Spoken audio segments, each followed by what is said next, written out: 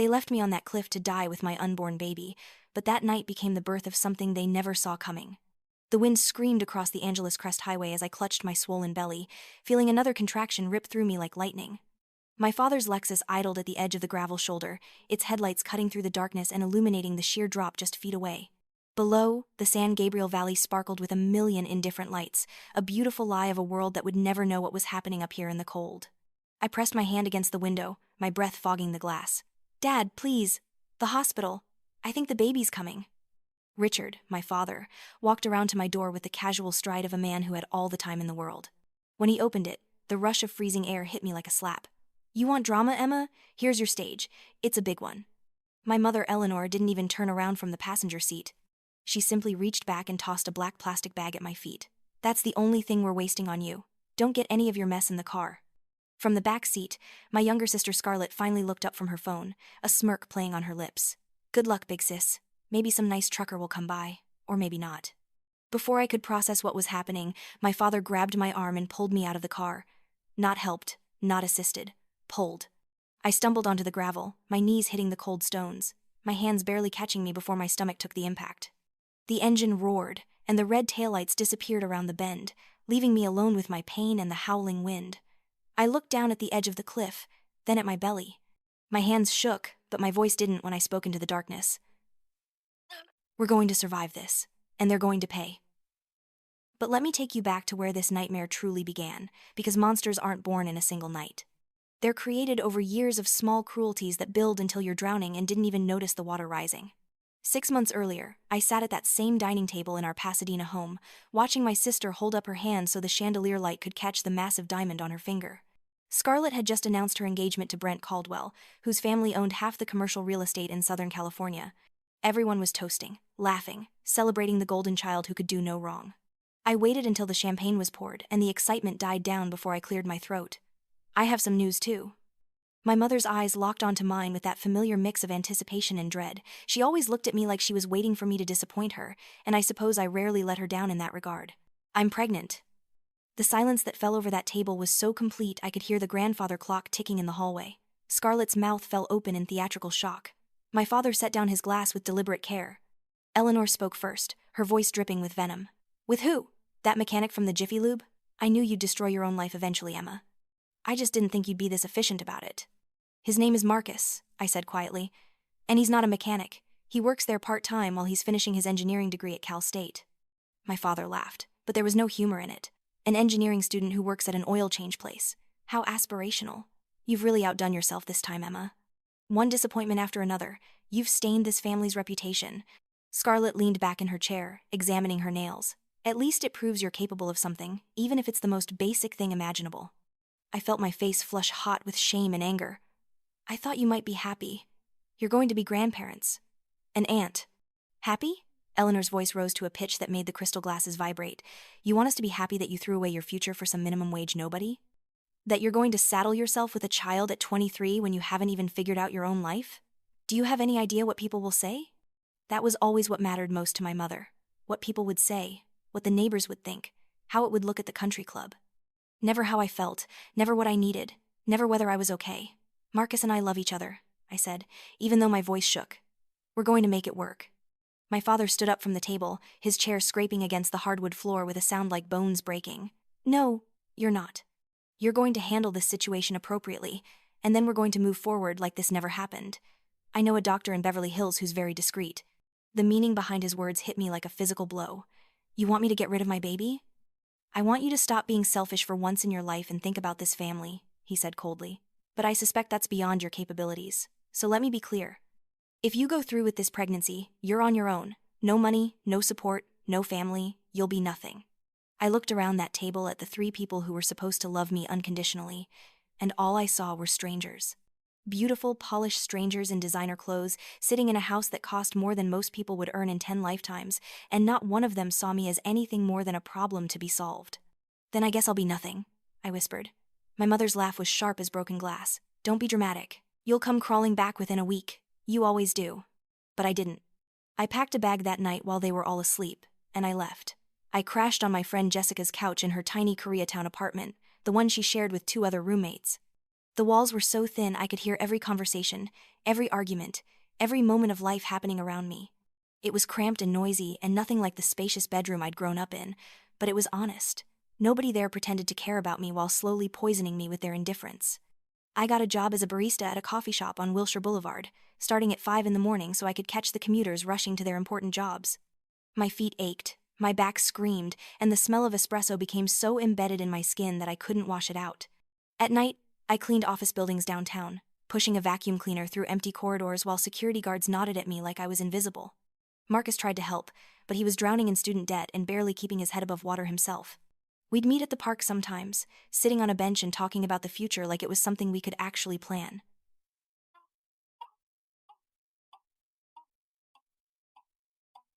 He held my hand and said all the right things, but I could see the fear in his eyes.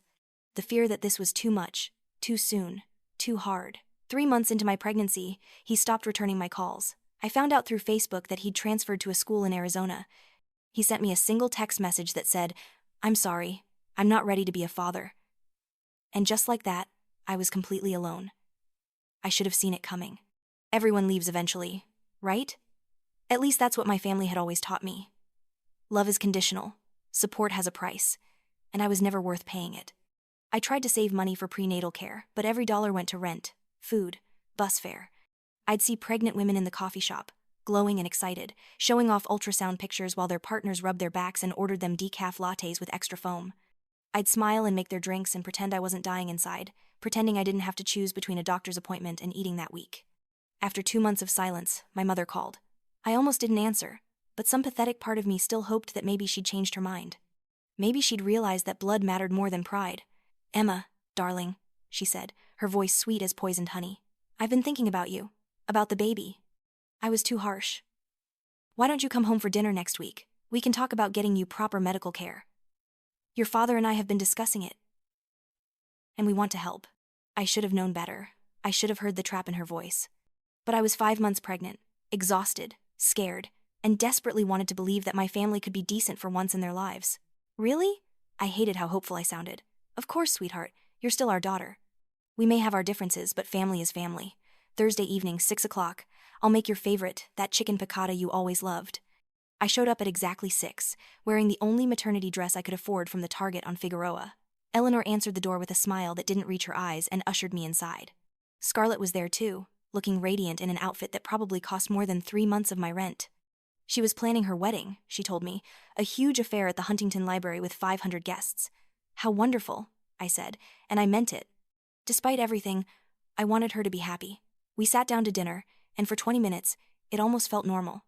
They asked about my pregnancy, and I told them about the cravings, the morning sickness that lasted all day, the way the baby kicked when I listened to music. Eleanor nodded sympathetically. Richard seemed interested. Scarlett even put down her phone. Then my mother glanced at my father, and something passed between them that made my stomach twist.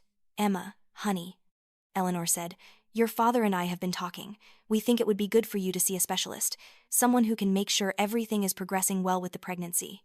"I can't afford a specialist, Mom. You know that." "Which is why we're offering to pay," Richard interjected smoothly. "There's a doctor we know, very reputable, in Lancaster. He's agreed to see you this evening." "This evening? But it's already 7, and Lancaster is almost 2 hours away." "He's doing us a special favor," Eleanor said. "These appointments are very difficult to get. We had to pull strings. You should be grateful." Something about this felt wrong, but I was so desperate for any kind of medical attention, any confirmation that my baby was healthy, that I agreed. We got into my father's Lexus, the leather seats cold against my back, and started driving north out of the city. Scarlett came along, claiming she wanted to keep me company, but she spent the entire drive on her phone, occasionally giggling at something on her screen. We left the city lights behind and started climbing into the mountains. The road grew dark, winding, dangerous. I watched the GPS on my phone and realized we weren't heading toward Lancaster at all. We were going up the Angeles Crest Highway, up into the mountains where there was nothing but trees and darkness and 1,000-foot drops. "Dad, where are we going?" "This isn't the way to Lancaster." He didn't answer. Eleanor stared straight ahead. Scarlett kept scrolling through her phone. "Dad, I said this isn't the right way." "We're taking a scenic route," he said flatly. That's when I felt the first real contraction, a tightening across my abdomen that made me gasp. "Something's wrong. We need to get to a hospital. Now." "You'll be fine," Eleanor said without looking at me. Stop being so dramatic. But the contractions kept coming, stronger and closer together. I tried to stay calm, tried to breathe through them like I'd read about online, but panic was rising in my throat like bile.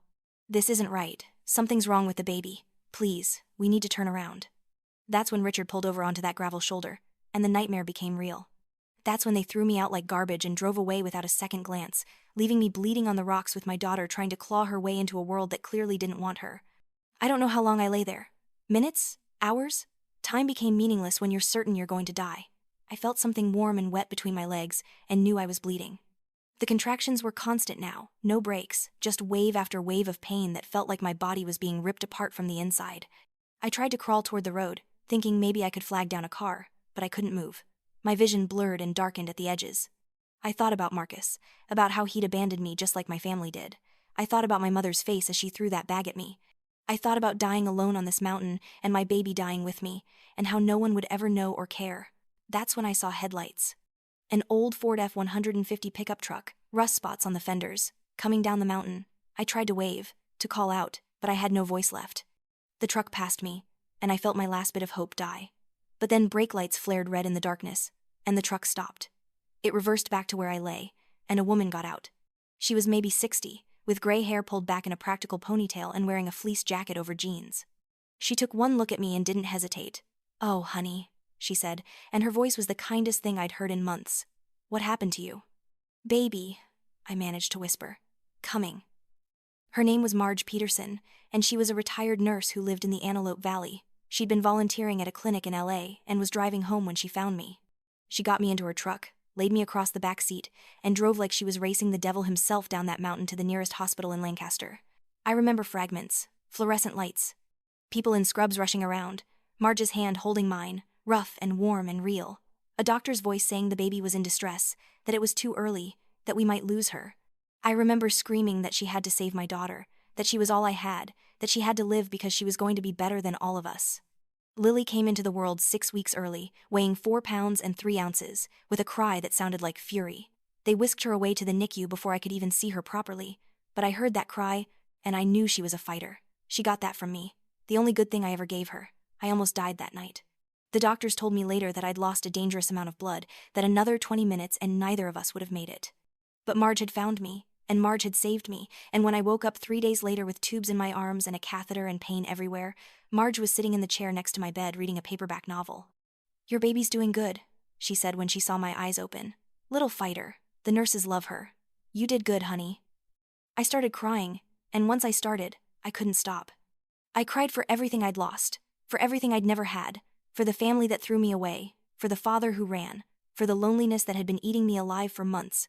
Marge let me cry, just sat there and held my hand until I had nothing left.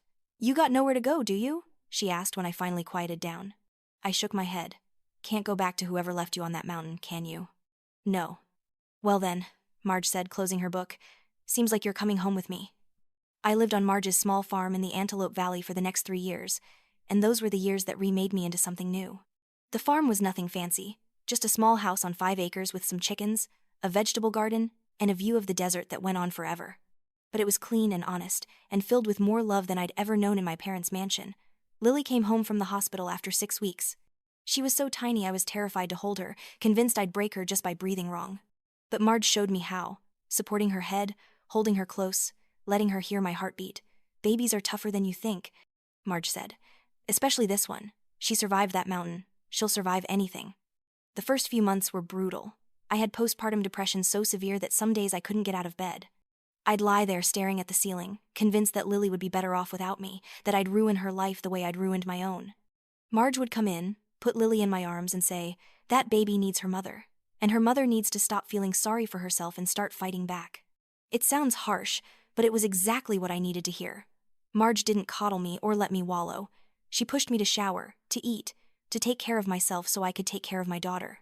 She also made me go see a therapist at a clinic in Palmdale, a woman named Dr. Rivera, who helped me understand that depression wasn't weakness and that asking for help was actually the bravest thing I could do.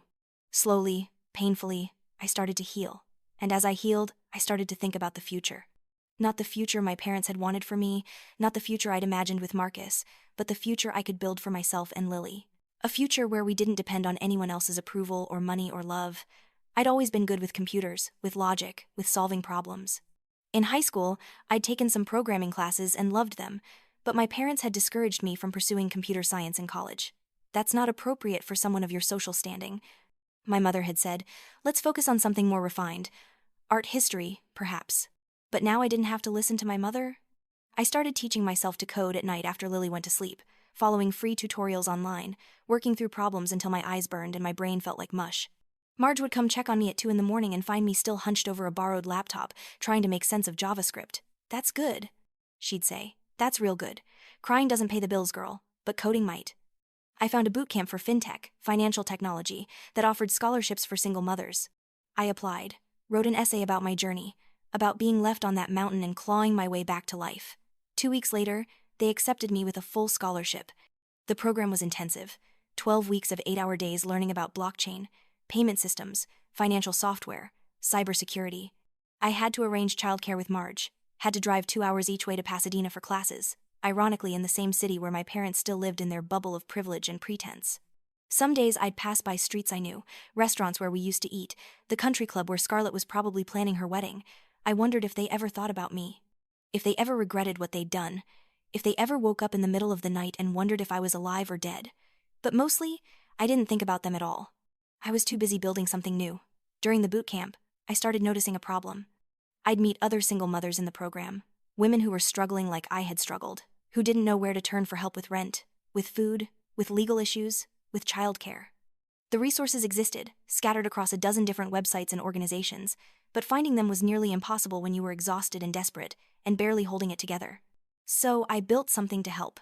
I started working on an app during my lunch breaks and late at night, a simple platform that aggregated all the resources available for single mothers based on their location. Emergency housing, food banks, legal aid, childcare assistance, medical clinics, job training programs, everything in one place. I called it Safe Harbor. It was rough at first, buggy and slow, but it worked. I posted about it in some single mother Facebook groups, and within a week, thousands of women had downloaded it. Within a month, it had 50,000 users. Within 3 months, it had 500,000. That's when the phone call came. A venture capital firm in Silicon Valley, one run primarily by women, wanted to talk to me about seed funding. I didn't even know what seed funding was. I had to Google it while I was on the phone with them, pretending I understood what they were saying. They flew me up to San Francisco, me and Lily and Marge, put us up in a hotel nicer than any place I'd ever stayed. I went into their office in my best Target dress with Lily in a stroller and Marge beside me for moral support, and I pitched them my vision for Safe Harbor. Not just an app for single mothers, but a comprehensive platform for anyone experiencing financial hardship, anyone who needed help and didn't know where to find it. They gave me $2 million. I stood in that conference room overlooking the San Francisco Bay, holding a term sheet I barely understood, and I thought about that night on the mountain. About how my parents had left me to die because I was an embarrassment, because I didn't fit into their perfect picture. About how they'd thrown away their own daughter like she was garbage. Thank you, I told the investors. You won't regret this.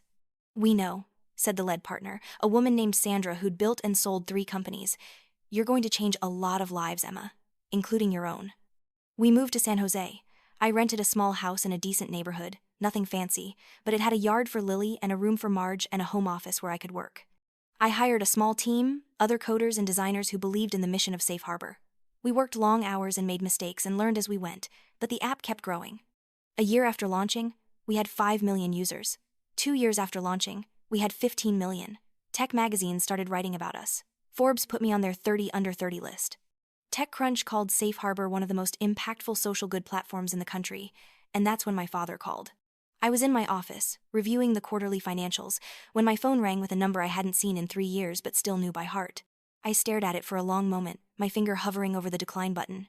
Then I answered. Emma, sweetheart. Richard's voice was warm, friendly, like we just talked yesterday. Like he hadn't left me to bleed out on a mountain. I saw the article about you in Forbes.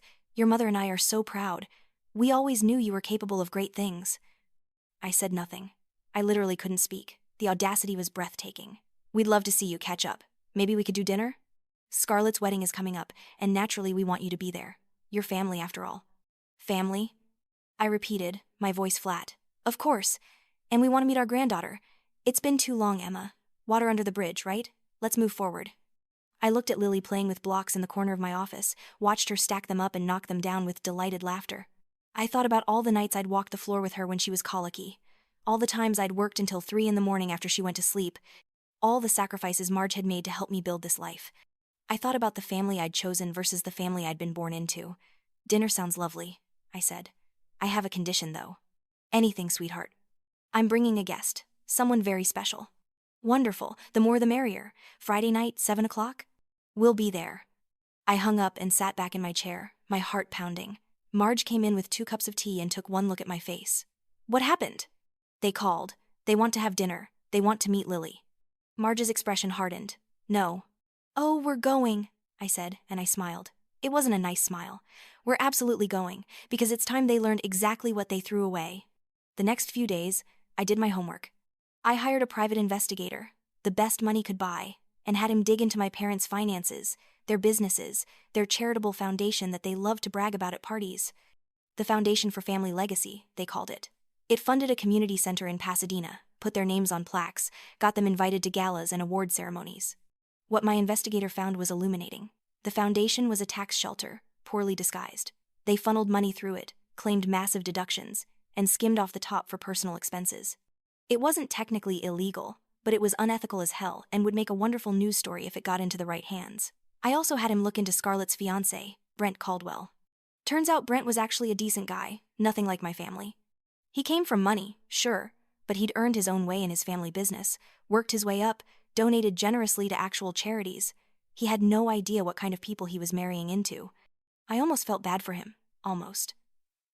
Friday evening arrived. I dressed carefully, choosing a designer dress I'd bought specifically for this occasion, black and elegant and expensive. I looked successful, which was the point. Lily wore an adorable little dress with flowers on it. Marge wore a simple but dignified pantsuit. We pulled up to my parents' house in my new Tesla.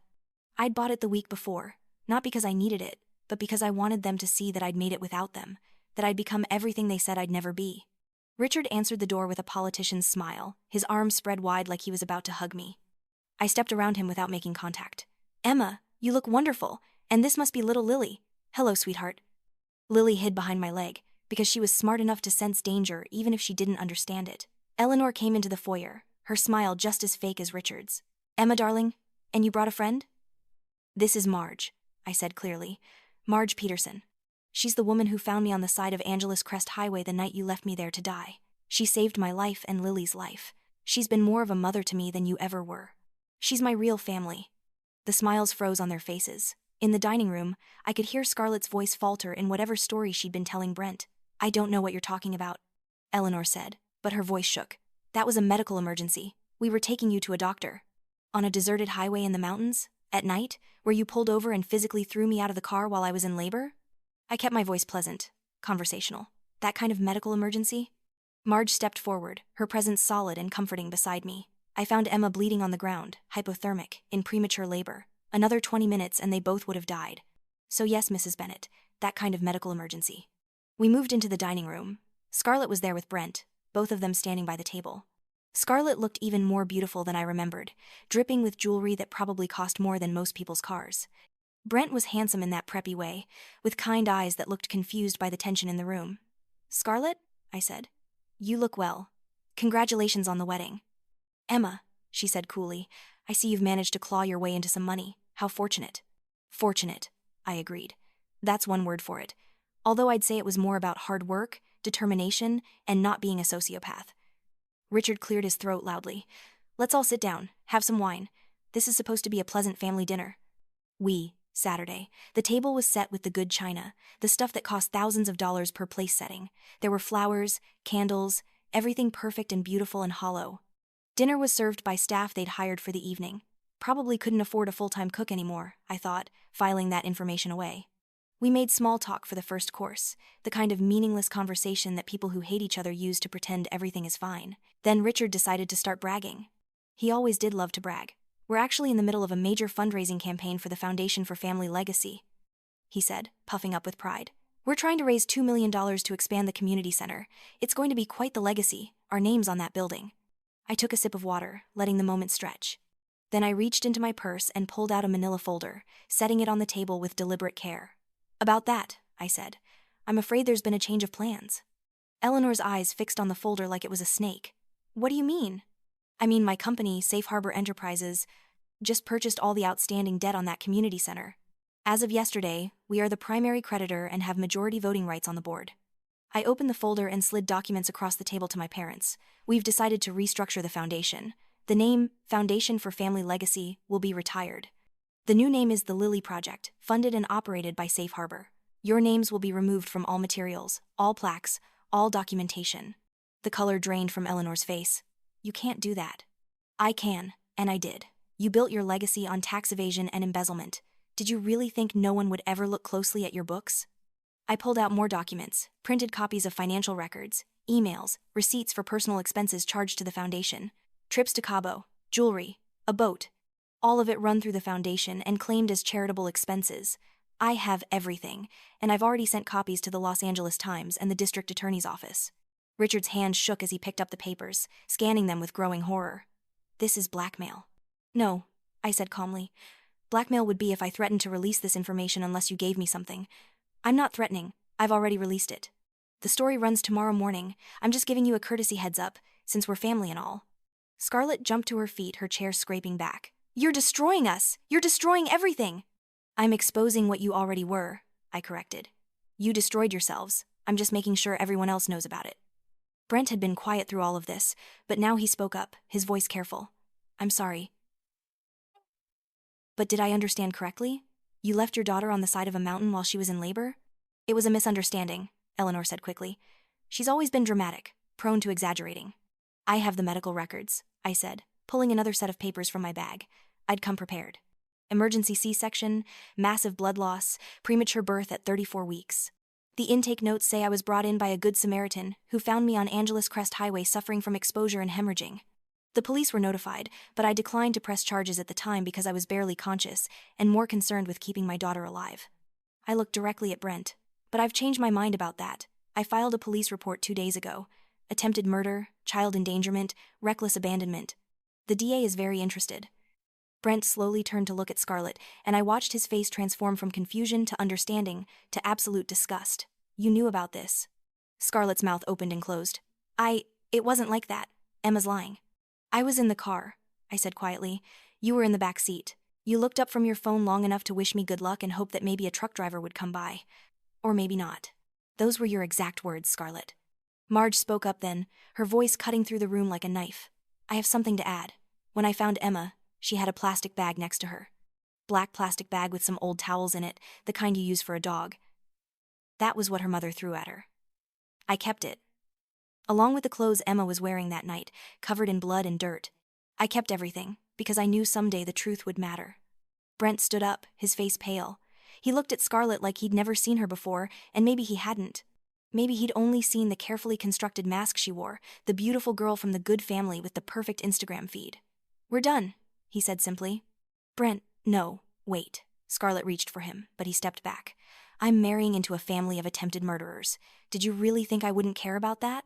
That I'd just overlook the fact that you watched your sister get thrown out of a car while she was in labor and did nothing? Scarlett's perfect composure shattered. Tears streamed down her face, ruining her carefully applied makeup. Emma ruins everything. She always has. She was supposed to disappear, and instead she comes back here trying to destroy our lives. I was supposed to disappear? I repeated softly. You mean die? Say what you actually mean, Scarlett. You hoped I would die on that mountain. She didn't deny it. She just kept crying, ugly sobs that shook her whole body. Brent looked at her with something like pity, but it wasn't enough to make him stay. He turned to me, and to my surprise, he held out his hand. I'm sorry for what they did to you, and I'm sorry I almost became part of this family. Thank you for telling me the truth. I shook his hand. He nodded to Marge respectfully, then walked out of that dining room and out of Scarlett's life. We heard the front door close, and then his car starting in the driveway. Scarlett collapsed back into her chair, hyperventilating. My wedding, my life, you destroyed everything. No, I said, standing up and picking up Lily, who'd been sitting quietly the whole time playing with a toy I'd brought. You destroyed yourself. All of you did. I just made sure there were consequences. Eleanor finally found her voice, and it was filled with more venom than I'd ever heard from her. You ungrateful little bitch. After everything we did for you, raising you, giving you every advantage, you threw me away, I interrupted, my voice steady. You threw away your own daughter and grandchild because we were inconvenient, because we didn't fit the image you wanted to project. You valued your reputation more than my life. You were a disappointment, Richard said coldly, all pretense of warmth gone. You always were. Weak, needy, never good enough.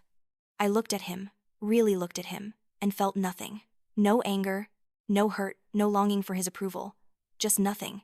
He was a stranger who meant nothing to me. You're right, I said. I was never good enough for you. Thank God for that. Being good enough for you would have meant being just like you, and I'd rather die. I adjusted Lily on my hip and took Marge's arm. We're leaving. I won't be at the wedding, Scarlett, but I don't think there's going to be one anyway. Mom, Dad, you should probably get a lawyer. A good one. You're going to need it. We walked toward the door. Behind us, I heard something shatter, probably Eleanor throwing a plate or glass. I heard shouting, accusations, Scarlett screaming at her parents that this was their fault, that they'd ruined her life. Good, I thought. Let them destroy each other. They're finally showing their true faces. Outside, the night air was cool and clean. I buckled Lily into her car seat while Marge got in the passenger side. My hands were shaking now that the adrenaline was wearing off, but they were good shakes. Victorious shakes. You did good, honey, Marge said as I started the car. Real good. I'm not done yet, I told her. That was just the beginning. The next morning, the Los Angeles Times ran a front-page story about the Foundation for Family Legacy scandal. They had everything: the financial records, the falsified expenses, interviews with people who'd questioned the foundation's practices but been ignored. My parents' perfect reputation crumbled overnight. Within a week, the district attorney's office announced they were filing charges: criminal tax evasion, fraud, embezzlement of charitable funds. Richard and Eleanor Bennett, pillars of Pasadena society, were going to trial. I watched it all unfold from my office in San Jose, monitoring the news coverage while I worked on expanding Safe Harbor into new markets. Every time I saw their faces on TV, looking haggard and terrified in their expensive clothes, I felt a small spark of satisfaction. Not joy exactly, just satisfaction that the universe was finally balanced. Scarlett called me once, 2 weeks after the dinner. I let it go to voicemail. Her message was rambling, incoherent, switching between begging me to make it stop and screaming that I was a vindictive bitch who would rot in hell. I deleted it without finishing it. The trial took 6 months. I didn't attend, but I followed the coverage. The prosecution built an airtight case. My parents' lawyers tried every trick, claimed it was all a misunderstanding, blamed their accountants, blamed the economy, blamed everyone but themselves. The jury deliberated for 3 hours and came back with guilty verdicts on all counts. Richard got 4 years in federal prison. Eleanor got 3. Their house was seized to pay restitution. Their cars, their art collection, their country club membership, everything they'd built their identity around, gone. I thought I'd feel more when I heard the verdicts. I thought there'd be some huge cathartic moment of triumph. But mostly I just felt tired and sad for the people they could have been if they'd been capable of basic human decency. A year after the dinner, I was back at my office when my assistant told me I had a visitor. I wasn't expecting anyone, and I was about to say I was busy when she added, "She says she's your sister." I almost said to send her away, but curiosity won out. Send her in. Scarlett looked terrible. The glossy, perfect girl I'd known was gone. Her hair was pulled back in a messy ponytail, no makeup, wearing jeans and a t-shirt that looked like they'd come from Target. She'd lost weight, but not in a good way. She looked hollow. "Emma," she said, standing in the doorway like she was afraid to come in. "Thank you for seeing me." I gestured to a chair. She sat, her hands twisting in her lap. "I'm not here to ask for money," she said quickly, "or for you to help Mom and Dad. I know you won't, and I don't blame you. Then why are you here?" She took a shaky breath. "To say I'm sorry. I know it doesn't mean anything. I know it doesn't change what we did, but I need to say it. I'm sorry, Emma. For all of it. For being cruel to you, for watching them hurt you and doing nothing, for that night on the mountain. I'm sorry." I studied her face, looking for signs of manipulation, of an angle. But all I saw was genuine remorse and exhaustion. "What happened to you?" I asked. "Everything fell apart," she said simply. "Brent left me. All our friends, people I'd known since childhood, they all turned their backs when the scandal broke. No one would hire me because of the family name. I couldn't pay rent on my apartment, ended up moving back in with Mom and Dad right before they lost the house. I've been staying with a friend from high school, working retail at the mall, making $9 an hour, folding shirts, being ordered around by managers who are younger than me." She laughed, but there was no humor in it. "It's everything you went through, except I deserve it and you didn't." "No," I said. "It's not everything I went through. I was pregnant and homeless and abandoned. I gave birth prematurely on a mountainside because my own family tried to kill me. You lost your social status and had to get a real job. Those aren't the same." She flinched but nodded. "You're right. I'm sorry. I don't know how to do this. I don't know how to be normal, how to be a decent person. Mom and Dad raised us to think we were better than everyone else, that other people existed to serve us. I never questioned it until it all came crashing down. And now you want what? Forgiveness? Absolution? No, Scarlett said, and she looked me in the eye for the first time. I don't deserve forgiveness. I just wanted you to know that you were right. About everything. We were monsters. I was a monster, and I'm trying to be better, but I don't know if I can be. I don't know if people like me can change. I thought about that for a long moment. I thought about the girl I used to be, desperate for their approval, willing to accept crumbs of affection. I thought about the woman I'd become, strong and independent and successful despite them, not because of them. I don't forgive you, I said finally. What you did was unforgivable, but I don't hate you either. Hating you would give you power over me, and I'm done giving any of you power. Scarlett nodded slowly. That's fair. If you really want to change, if you really want to be better, then do it. Not for me, not to earn forgiveness, but because it's the right thing to do. Get therapy. Make amends where you can. Live a life that means something. But don't expect me to be part of it. I understand. She stood up, smoothed down her shirt in a gesture that reminded me painfully of our mother. For what it's worth, I am proud of you. Of what you've built, what you've accomplished. You did all this while we tried to destroy you, and you still won. That's incredible. It is, I agreed. And I did it without any of you. She left, and I never saw her again. I heard through the grapevine that she moved to Portland, got a job at a nonprofit, started volunteering at a women's shelter.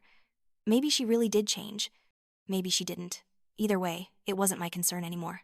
3 years after that dinner, Safe Harbor had grown into a full-service financial assistance platform with 30 million users across all 50 states. We'd helped people access over $2 billion in aid and services. I'd been featured on the cover of Time magazine, given a TED Talk that went viral, and been invited to speak at the United Nations about technology and poverty reduction. I bought a beautiful house in Marin County with a view of the bay. Nothing ostentatious, nothing like my parents' mansion, just a comfortable home with enough space for Lily to run around, and for Marge to have her own suite. Marge was in her 70s now, moving a bit slower but still sharp as ever, still the person I trusted most in the world. Lily was 7, brilliant and kind and everything I'd hoped she would be. She loved science and books and soccer. She had friends, real friends, who came over for playdates and birthday parties. She had a normal childhood, filled with love and stability, and the knowledge that she was wanted. She asked about her grandparents once, when she was 5.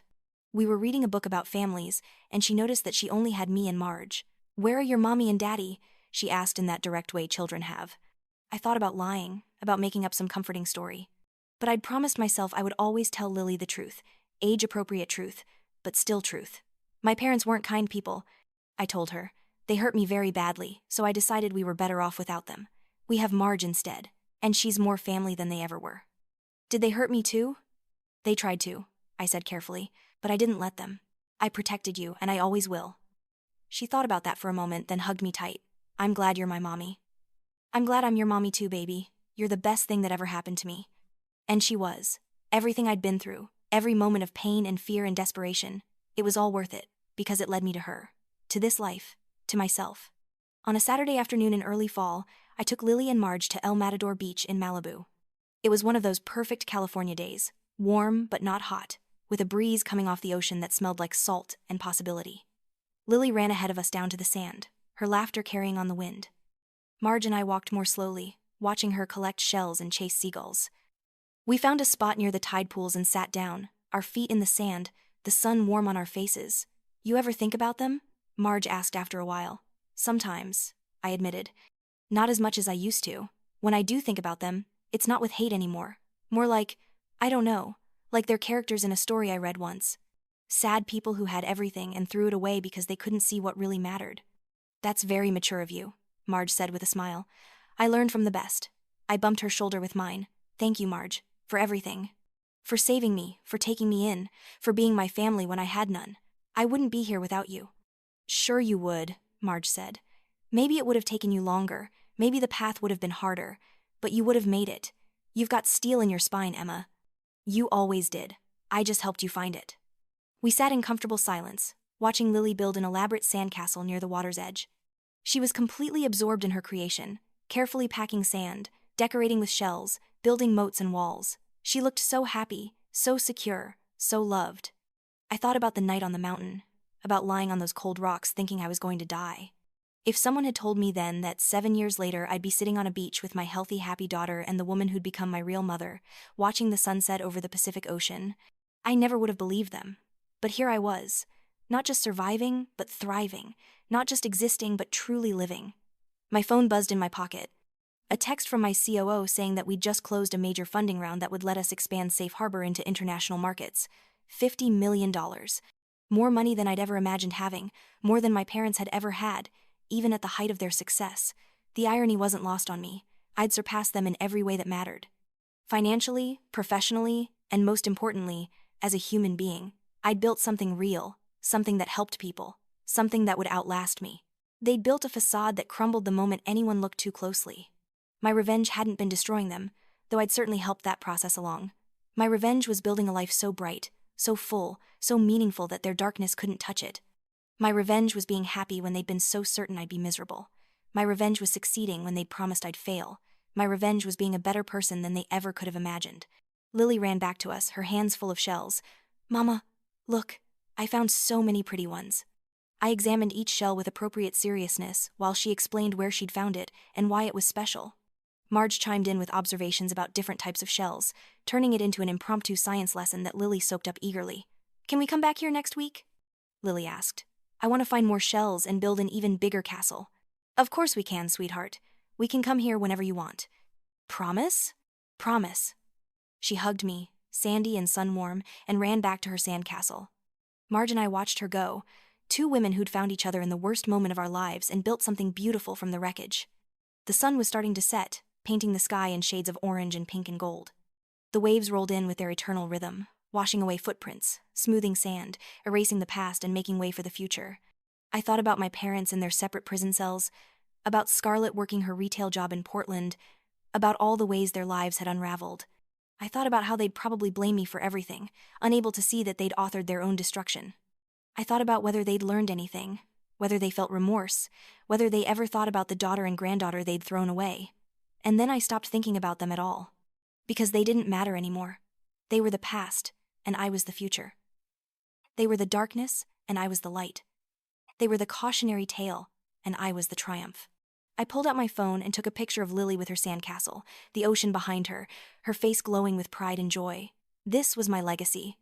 Not a foundation with my name on it, not a mansion in Pasadena, not a reputation built on lies and cruelty. This was real. This was love. This was what mattered. Marge put her arm around my shoulders, and I leaned into her, feeling the solid comfort of her presence. "You did good, honey," she said softly. "Real good." "We did good," I corrected. "I couldn't have done any of it without you." "That's what family does," Marge said. "Real family. We show up for each other." As the sun touched the horizon, I made a silent promise to that girl who'd been left on the mountain, alone and terrified, and convinced she was going to die. I promised her that she'd made it, that she'd survived, that she'd built something beautiful from the ashes they'd tried to bury her in. I promised her that she'd won. Lily called us over to admire her finished castle, and Marge and I stood up, brushing sand off our clothes. We walked down to the water's edge where my daughter waited, proud of her creation, secure in the knowledge that she was loved unconditionally. The tide was coming in, and I knew that eventually the waves would claim the sandcastle, erasing all evidence that it had ever existed. But Lily didn't seem concerned. She knew she could always build another one, even better than before. She knew that destruction wasn't the end, but an opportunity to begin again. I looked at the three of us, standing together in the fading light, and I felt something I'd never felt in that Pasadena mansion with my biological family. I felt peace. I felt whole. I felt home. The waves crashed behind us as we walked back up the beach, Lily's hand in mine, Marge on my other side, 3 generations of women who'd chosen each other, who'd saved each other, who'd built a family not from obligation or blood, but from love and sacrifice, and the determination to be better than the people who'd tried to break us. Sometimes hell is where you find the strength to build heaven. Sometimes the people who abandon you are doing you a favor, showing you who not to become. Sometimes revenge isn't about destruction at all. Sometimes the sweetest revenge is simply living well. And as I drove home that evening, my daughter asleep in the back seat, Marge humming softly beside me, the lights of the Bay Area twinkling in the distance like promises of tomorrow, I knew that I'd achieved something my parents never could. I'd found happiness. Real, genuine, earned happiness. And no one could ever take that away from me. The end didn't come with a dramatic confrontation or a final showdown. It came quietly, on an ordinary Tuesday morning 6 months later, when I got a call from a lawyer I didn't know. Richard had died. Heart attack in prison. He was 62. I thanked the lawyer for letting me know and hung up. I sat at my desk for a long time, waiting to feel something. Sadness, relief, vindication. Anything. But I felt nothing at all. I didn't go to the funeral. I heard later that it was small, just Eleanor and Scarlett, and a handful of people who'd stuck by them through everything. I sent flowers anonymously, not out of love or forgiveness, but because it seemed like the decent thing to do. Eleanor got out of prison 8 months later, her sentence reduced for good behavior. She moved into a small apartment in Glendale, far from the Pasadena social circles she'd once ruled. I heard she took a job at a library, working the circulation desk, checking out books for people who didn't know who she used to be. Part of me wondered if I should reach out, if there was any possibility of reconciliation now that she'd lost everything and surely understood what she'd done. But Marge reminded me that I didn't owe her anything, and that reconciliation without genuine change was just another trap. So I didn't reach out. And she didn't either. We existed in parallel worlds that never touched, which was exactly how it needed to be. 2 years after Richard died, Safe Harbor went public. The IPO was one of the most successful of the year. On paper, I was worth $300 million. In reality, I was worth so much more than that. I was worth every sacrifice I'd made, every tear I'd cried, every moment I'd wanted to give up but didn't. I was worth saving. On the day of the IPO, I took Lily and Marge to the New York Stock Exchange to ring the opening bell. Lily was 9 years old, wearing a blazer that made her look impossibly grown up, her eyes wide with excitement as she looked around at all the cameras and screens and people. "Mama, are we really going to ring the bell?" she asked, squeezing my hand. "We really are, baby. All 3 of us?" "All 3 of us, because we're a team. We always have been." When they called us up to the platform, I stood there with my daughter on one side and Marge on the other, and I looked out at all those people, all those cameras, all that celebration of what we'd built. And I thought about how none of it would have existed if my parents had been decent people, if they'd loved me and supported me and let me stay. I would have been trapped in their world of shallow appearances and empty achievements. I would have become like them, or spent my whole life trying to escape their shadow. I would have never discovered my own strength, never built something meaningful, never known what I was capable of. Their cruelty had set me free. The bell rang, loud and clear and final, and the trading floor erupted in applause. Lily jumped up and down with excitement. Marge wiped away tears, and I stood there feeling like I was floating, like I'd finally, completely, totally broken free of gravity. We flew back to San Francisco that evening, first class because I could afford it now and because I wanted Lily to see that dreams weren't just possible, they were probable if you worked hard enough. She fell asleep on my shoulder, exhausted from the excitement, her mouth slightly open, her hair tickling my chin. I looked at Marge across the aisle. She raised her glass of champagne to me, and I raised mine back. "To family," she said. "To family," I agreed. "The kind we choose." And there, 30,000 feet above the country I'd crossed so many times in so many ways, literal and metaphorical, I finally let go of the last thread, connecting me to the people who'd tried to destroy me. I forgave them, not because they deserved it, not because they'd earned it, not even because it was the right thing to do. I forgave them because I didn't want to carry them anymore. I didn't want their poison in my bloodstream, their voices in my head, their judgment in my heart. I wanted to be free of them completely, and forgiveness was the final step. But forgiveness didn't mean reconciliation. It didn't mean forgetting. It didn't mean allowing them back into my life. It simply meant releasing the anger, the hurt, the need for them to acknowledge what they'd done or to suffer more than they already had. They would live with their choices. I would live with mine. And my choices had led me here, to this moment, to this life, to this family of misfits and survivors who'd found each other in the dark and built our own light. The plane touched down in San Francisco just as the sun was setting. Lily woke up, groggy and confused, asking if we were home. "Yes, baby," I told her, gathering our things. "We're home." And we were. Not just in California, not just in our house in Marin, but in ourselves, in the life we'd built, in the knowledge that we were exactly where we were supposed to be, doing exactly what we were meant to do. Some people are born into families that nurture them. Some people have to build their own families from scratch, choosing love over blood, loyalty over obligation, kindness over genetics. I'd done the latter, and I wouldn't change a single thing. Well, maybe one thing. I would have liked to never know what it felt like to be thrown out of a car while in labor, to lie bleeding on a mountainside thinking I was going to die, to experience that level of betrayal from the people who were supposed to love me most. But even that, I realized, had been necessary, because it had burned away everything false, everything weak, everything that wasn't essential. It had forged me in fire and remade me into someone stronger, someone better, someone who knew her own worth regardless of what anyone else thought. The girl who'd been abandoned on that mountain was gone. In her place was a woman who'd built an empire, raised a daughter, created a family, and most importantly, learned to love herself. And that, more than any amount of money or success or revenge, was the real victory. Years from now, when Lily is older and asks for the full story, I'll tell her everything. About the night on the mountain, about Marge finding us, about the long road to where we are now. I'll tell her about her biological grandparents and aunt, about what they did and who they were. But I'll also tell her this, that we don't have to be defined by the worst things done to us, that we can take our pain and transform it into purpose. That we can turn our wounds into wisdom and our struggles into strength. I'll tell her that she was born from an ending but became the beginning of everything good in my life. That she saved me as much as I saved her. That every single day with her has been a gift I never thought I deserved but learned to accept with gratitude. And I'll tell her that family isn't about blood, it's about showing up. It's about love that isn't conditional. It's about sacrifice that doesn't keep score. It's about building something together that's stronger than any individual could create alone. We are more than what we survived. We are what we built from the ashes. And what we built is beautiful.